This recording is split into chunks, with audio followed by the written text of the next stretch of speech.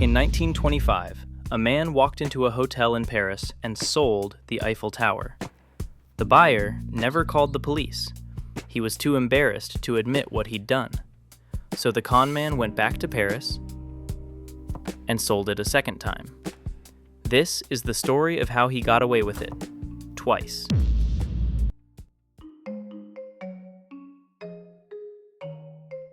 His name was Victor Lustig.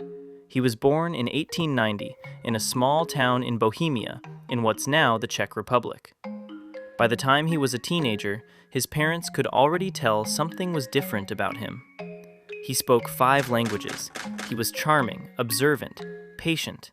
He never raised his voice. He just watched people and figured out what they wanted. By his 20s, Lustig had figured out his stage, the transatlantic ocean liners. These were floating cities, first-class passengers, gambling tables, a captive audience of bored millionaires for 7 days at a time. Lustig would board in Hamburg or Le Havre, dressed like a count, with fake business cards and a fake title. By the time the ship docked in New York, he'd usually relieved at least one rich passenger of their savings. And then he'd just walk off the ramp and disappear. By the time he turned 30, the police on 2 continents knew his face, but they didn't know his name, because he had 47 of them. He was Robert Miller in Vienna, Count Lustig in Berlin, Robert V. Miller in Chicago. He printed business cards for all of them. He had matching passports for some. The American Secret Service later said he was the smoothest con man that ever lived. Lustig had a system. He would pick a target, mirror their politics, agree with their religion, never boast, never get drunk, and just listen. He was a chameleon with a notepad. And in the spring of 1925, he opened a French newspaper and found his greatest mark.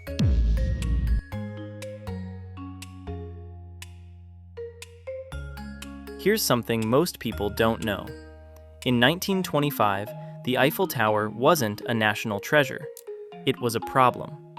The thing was built as a temporary structure for the 1889 World's Fair, and by the 1920s, it was rusting, expensive to maintain, and Parisians were openly debating whether to tear it down.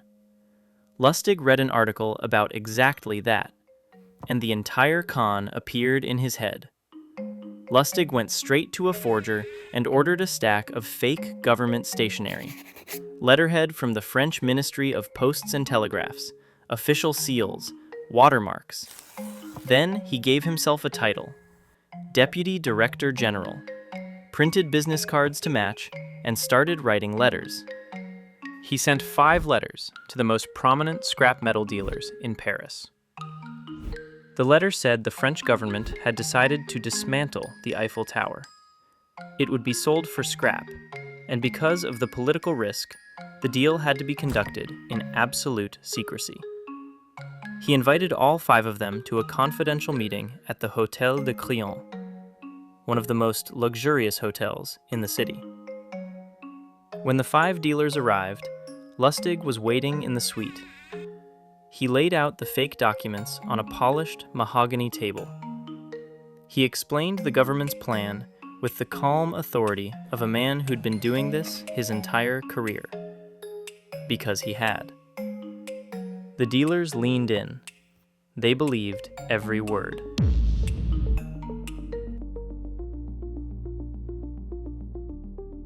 Lustig wasn't actually trying to sell the Eiffel Tower to all 5 of them.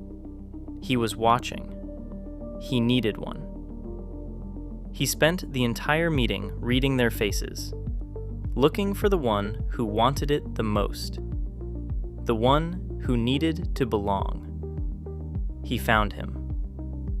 His name was André Poisson. Poisson was new money. He had the cash, but he didn't have the name, and he desperately wanted in with the old Parisian elite. There was just one problem. Poisson's wife didn't trust Lustig.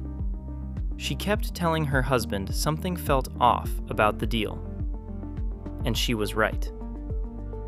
So Lustig did what every great con man does when someone's smart enough to see through him. He handled the smart person.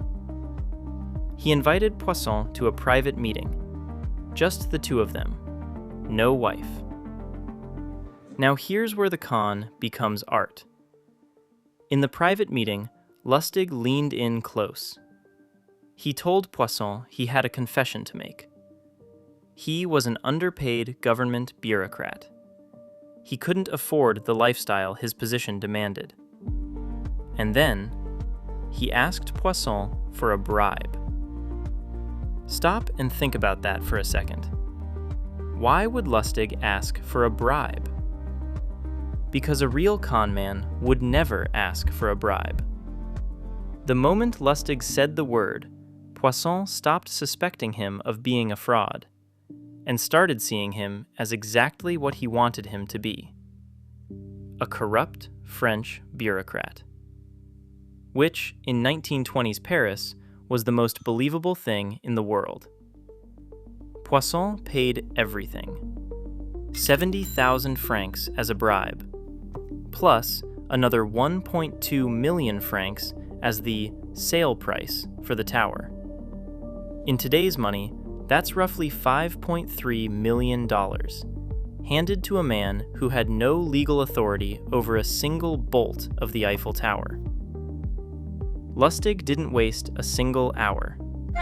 He took the money, walked out of the hotel, got on the next train to Vienna, and waited.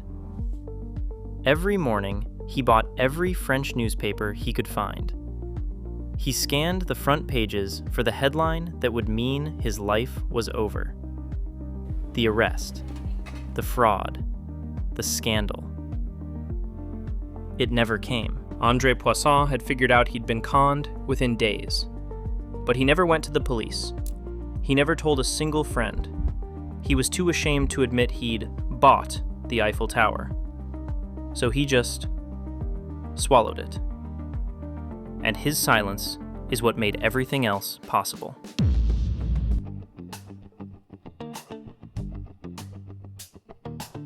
Most con men, after pulling something this absurd, would lay low for years. Lustig waited a few months, and then he went back to Paris. He picked a new hotel. He had the forger print fresh stationery. He invited a brand new group of Parisian scrap metal dealers to a confidential meeting. And he told them the exact same story.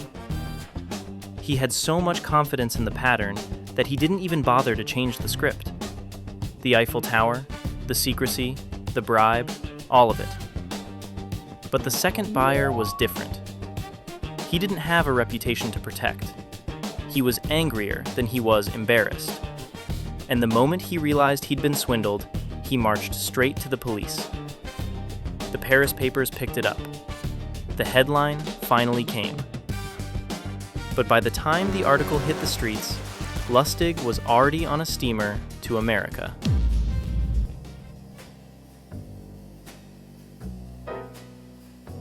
In America, Lustig invented something even more ridiculous. He called it the Romanian box. He told Marx it was a machine that could perfectly duplicate any banknote inserted into it. The catch? It took 6 hours per copy. He'd preload the box with real bills, demonstrate it with a $100 bill, and watch the Marx eyes go wide. People paid him as much as $10,000 for one of these boxes. That's about $175,000 in today's money, per box. But the most insane Lustig story might be this. During the Great Depression, Victor Lustig walked into Al Capone's office. Yes, that Al Capone, the Chicago gangster, the man who had people executed for looking at him wrong. Lustig asked Capone for $50,000 to invest in a fake business deal. Months later, Lustig came back. He told Capone the deal had collapsed, and then he handed back every single cent. Capone was so impressed by Lustig's honesty that he gave him $5,000 as a goodwill gesture.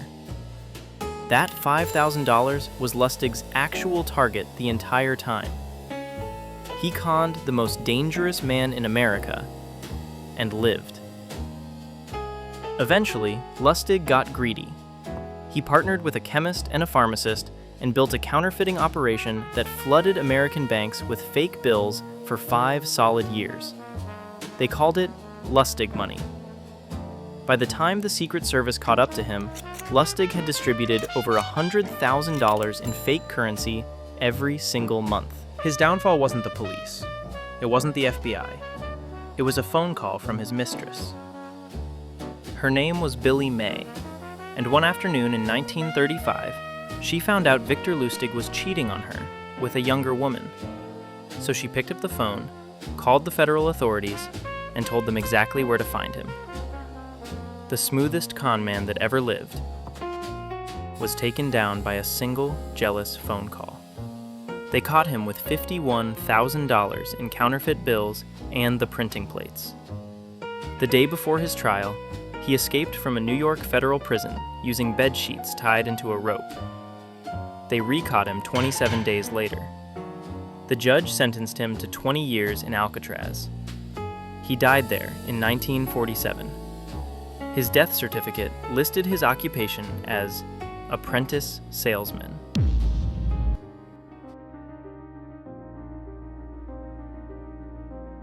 Victor Lustig wasn't a magician. He didn't pick locks or break into vaults. The only weapon he ever needed was a stack of paper that looked official enough to be real. Forged letterhead, a fake title, a confident voice. That's it. He sold a national monument with paperwork. And the entire reason it worked is that the people across the table from him never looked closely at what they were signing. 100 years later, the tools changed, but the trick didn't. Forged deeds, fake invoices, fine print nobody reads. If you've ever signed a contract you didn't fully understand, and most of us have, you already know how André Poisson felt. PactAlert reads contracts so you don't have to miss what's hiding in yours. Link in the description. So tell me, would you have caught it? Would you have spotted Victor Lustig across that mahogany table? I'd love to hear what you think in the comments.